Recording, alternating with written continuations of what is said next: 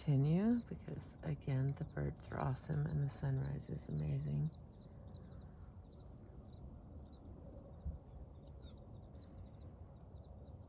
Some psychologists might speculate that in choosing wives who suffered from serious illness, these men were merely repeating the trauma of childhood. After talking with both of them for hours, I was convinced that this was not the case. Each treasured the love that he shared with his wife and fully believed that he was richer to have loved this particular woman, even if it might mean an eventual loss, than to have not loved her at all. For both of them, love does not need to be forever. It only needs to be as good as it can be while it lasts. Most survivors of early loss fall somewhere on the continuum between anxiety and acceptance. Despite their fear of losing a loved one, they accept the risk of being in an intimate relationship. Perhaps they worry about abandonment more than they would like, but they do not let those worries prevent them from having relationships. Occasionally, some individuals would construct their relationships in such a way as to minimize their own fear and anxiety. Two common strategies were keeping relationships brief but intense, and being the one to leave a relationship first. Both of these strategies were ways individuals managed their anxiety excuse me, in intimate relationships. Oh, it's beautiful.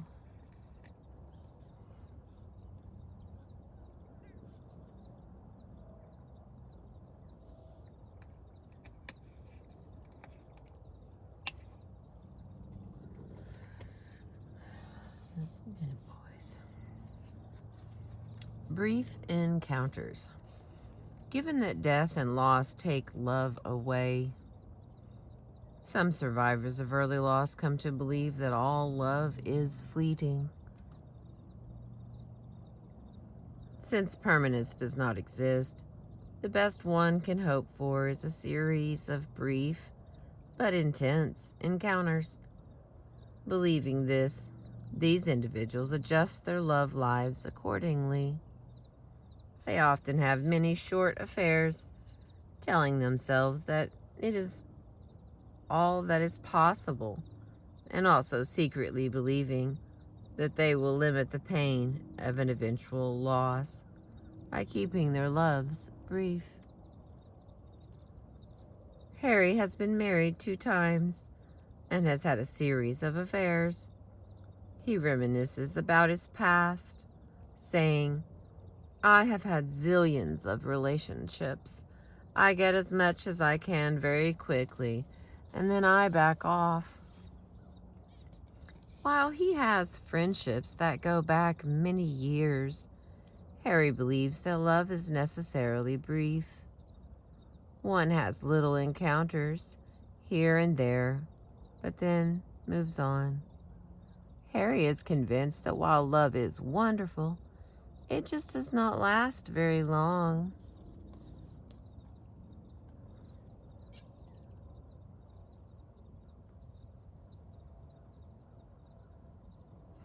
Harry does, however, treasure the memories of the many loving relationships he has had over the years.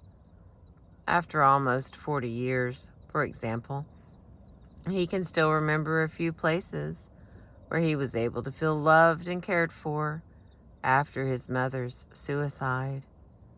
An older girl in the neighborhood used to take him for walks, and when he feels melancholy, Harry can still be comforted by humming the song Sweet Sue, which contains her name.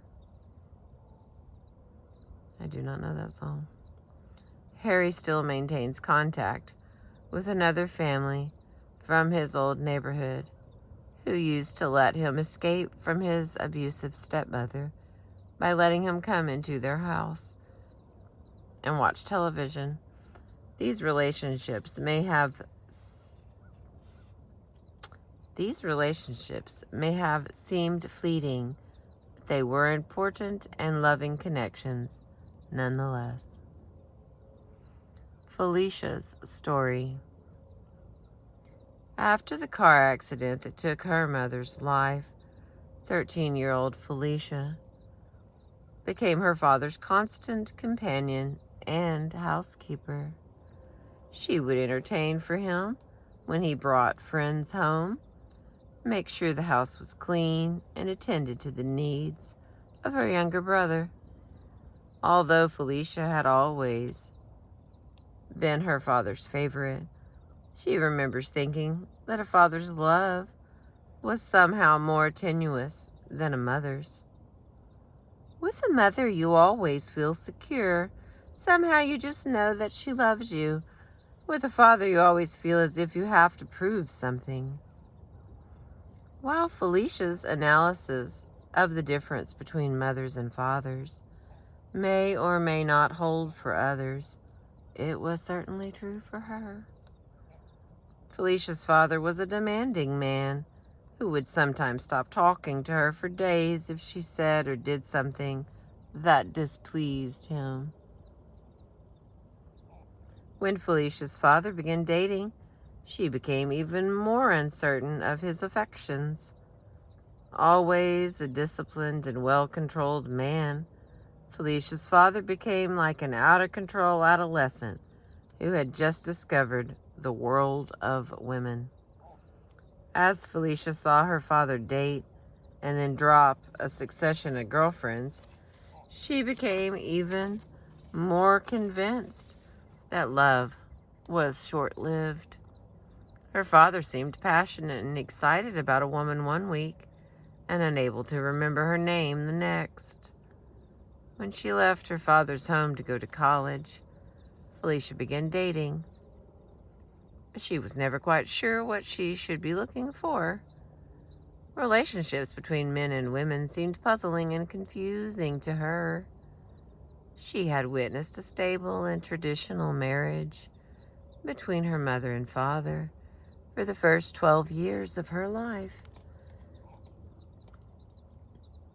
After her mother's death, however, she saw her father date a variety of women.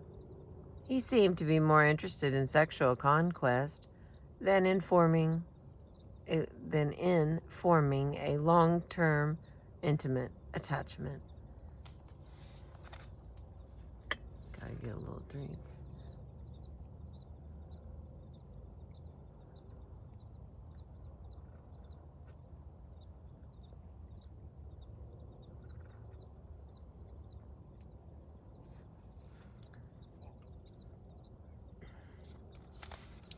Felicia was married briefly in her early 20s to a man who now seems like a stranger to her.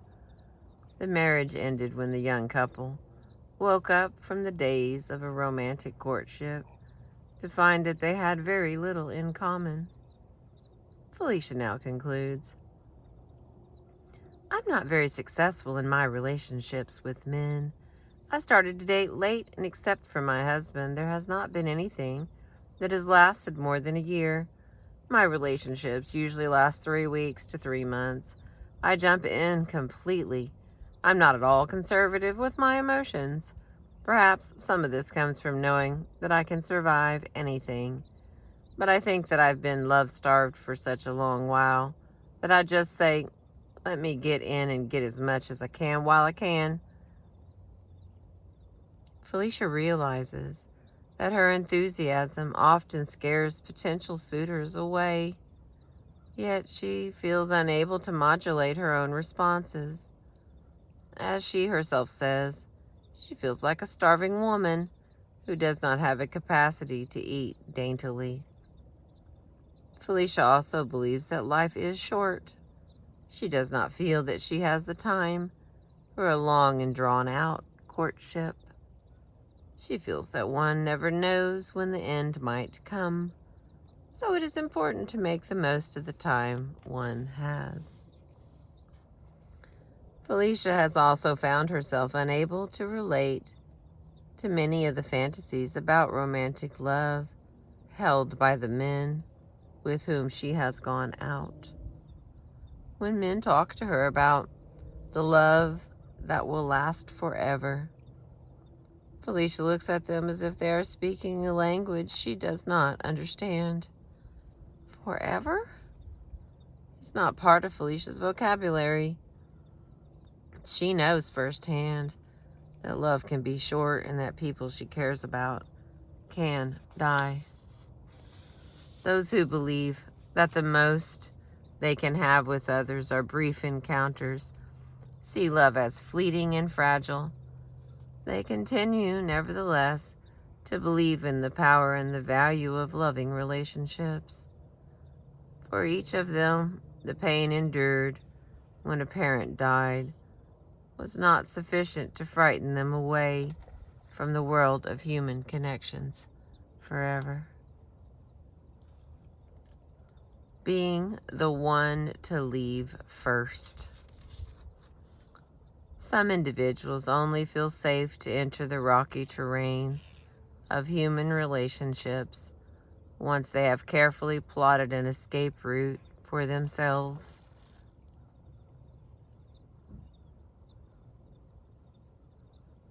In some cases, the mere knowledge that one can leave a relationship is sufficient for an individual to feel safe enough to venture forth.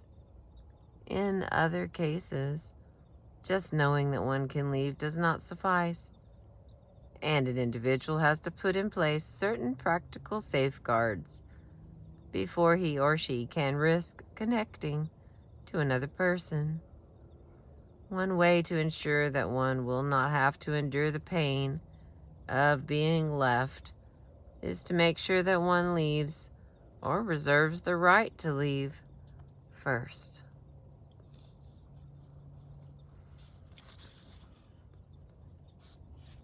Russell's story. Russell's mother died when he was only 4 years old. His hard-working but stern father remarried within 6 months, and Russell recalls little joy or happiness in his childhood.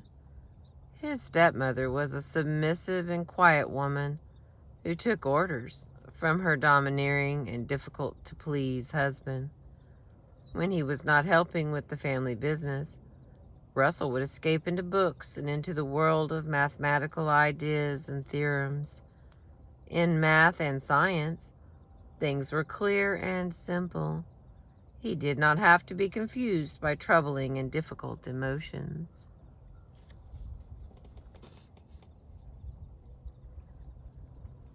When Russell was 12 years old, his stepmother was diagnosed with cancer. After hearing the news, Russell remembers standing alone in the kitchen at the kitchen sink, washing the dishes and crying to himself. In the 5 years between the announcement of her illness and her eventual death, Russell remembers keeping himself removed from the pain of watching his stepmother die. Survival was everything. Life had taught me how to get along. When he was 17, Russell's father died of a sudden stroke. 2 months later, his stepmother died, leaving him completely orphaned and the survivor of 3 parental deaths before he was 18 years old. When relatives came to tell Russell that his stepmom had died, he was packing boxes to move away from home and go to college. He remembers looking up from his packing, turning to his cousin and saying, "Well, it's all over," and then turning back to the task of packing up his belongings. In addition to the literal packing of his books and records, Russell was continuing the task begun a long time before of neatly packaging his feelings. Difficult emotions were tucked away, secured, sealed where they would not harm him again. Russell enjoyed his college years, but remembers participating in everything and committing to nothing. I never commit fully, always hold myself in check emotionally.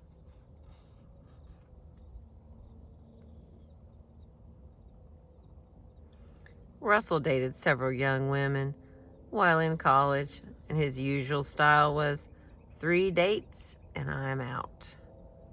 I would always do or say something that would end the relationship. Sometimes I would just forget to call. Nothing was worse for Russell than being told that some young woman liked him and wanted to get to know him. As soon as heard those fateful words, he made sure not to call or encounter that particular woman again. Even after he left college, Russell recalls that his most intense relationship always occurred when he knew he was leaving town. I'd have the plane ticket in my back pocket, and I could fall in love. In those relationships, Russell felt free to have deep feelings. There was no risk, because he already knew the date and time the relationship would end. The leaving and the loss were under his control.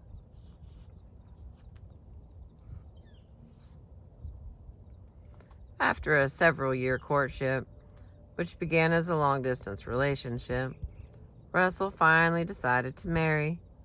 He and his wife have now been together for 25 years, yet he feels that part of him still holds back. He does not feel safe, even after almost a quarter of a century, to commit himself fully to the woman who is his wife. I am always looking for signs that she is going to leave me. Either she will get sick, meet someone else, maybe her plane will crash. I am not going to let it hurt me again like it hurt me before. Throughout his marriage, Russell has used both humor and intellectualization to keep himself securely distant from his wife. Even when he decided to marry, it was his intellect rather than his heart that made the decision. I thought about the marriage as if it was a good business deal, a practical and sensible thing to do. Even though I love my wife very much, I know there is a deeper level I have never reached and probably never will. Throughout their marriage, Russell and his wife have developed the pattern of joking about how each would survive if the other died or left. Once, when Russell's wife asked him how long it would take him to start to date again if her plane crashed and she was killed, he looked at his watch and said, "I don't know, what time is your flight?" Russell maintains this sarcastic banter as part of his emotional escape route. I keep myself safe by always seeing the other side, the funny side of things. Because he and his wife have given each other permission to fantasize about how they would cope with loss and abandonment, Russell feels that the route out is clearly marked. He knows what he would do if tragedy struck again. The casual promiscuity that marked the sexual revolution in this country gave many people who felt the need for an escape route in a relationship a socially sanctioned rationale for why relationships should be short and sweet. The culture of the gay bar scene similarly supported the idea that sexual encounters were best when they were anonymous and without any emotional connections. For years, Victor hid his own need to be able to run away from a relationship behind the mores and values of the gay community. Although it was his mother's death when he was 10 that left Victor feeling orphaned, he, like Russell, had also lost both parents by the time he was 18. When he first became aware of his homosexuality in adolescence, Victor used the excuse that he did not know the rules of gay life as a reason to avoid connections with other young men. He managed to spend 5 years in college with only 5 dates, and those at the urging of friends. He kept telling himself, I just don't know the rules of how to be a gay man. He now realizes, however, that he used this excuse to keep himself off the interpersonal playing field entirely. When he graduated from college, Victor knew that he would be leaving town soon. He had already accepted a job in another city. Knowing that his time was short, he felt free for the first time in his life since his mother's death to allow someone to get close. He never even told the man with whom he had the relationship that he was planning to leave. I was just here one day and gone the next. I only gave myself permission as long as I could see a clear way out. Throughout his 20s, Victor had a series of love affairs with men from out of town. He would often wonder why, when he was in a strange city, he would manage to meet someone with whom he would feel an instant connection. Bells would ring and he would think, at last I have found someone I can care for. He knew, however, that the train was leaving the next morning and he would not be back in town anytime soon. At one point, when a man he had seen on several occasions tried to pursue the relationship further, Victor decided that perhaps he was not gay after all, and he began a series of failed relationships with women. Choosing lovers about whom he could feel little was another way Victor allowed himself to escape from the intensity of emotional connection. In his 30s, Victor says he discovered a new way of withholding himself and not getting involved. He would be intimate, but not have an orgasm. He would keep a part of himself in reserve, and in that way he might feel safe enough to get close. Not surprisingly, the gay bar scene seemed made for Victor. A series of anonymous connections were ideal for someone who wanted the option of leaving on a moment's notice. In his late 30s, Victor began to feel that something important was missing in his life. He kept thinking, I should have a lover. I should be able to make a commitment. He tried serious dating, but often set up encounters so that there would be some unavoidable misunderstanding that eventually would result in a parting of the ways. 10 years ago, Victor met a man who actively pursued him, a man who tried to close off the many escape routes Victor had put in place. Once, when Victor's company sent him out of town on a 6-month assignment, Victor asked the man to move into his house. He reasoned that the house would be better taken care of if it had a permanent occupant. It also made economic sense for this man, who was paying rent on another apartment, to live in Victor's house while Victor was away. That was 10 years ago, and Victor's lover has not moved out since. His partner has redecorated the house and fully believes their relationship to be permanent. Victor, however, continues to tell himself that it is merely an economic arrangement, one that makes good business sense. Victor holds to this somewhat transparent rationalization, keeping it as an exit visa should he feel too threatened by the intimacy of a close relationship. I'm going to stop here. A nice hot sun. The next part is Seeing Only Love. We are on page 151. And this chapter is Building Relationships, the Dance of Love and Loss, which is chapter 6.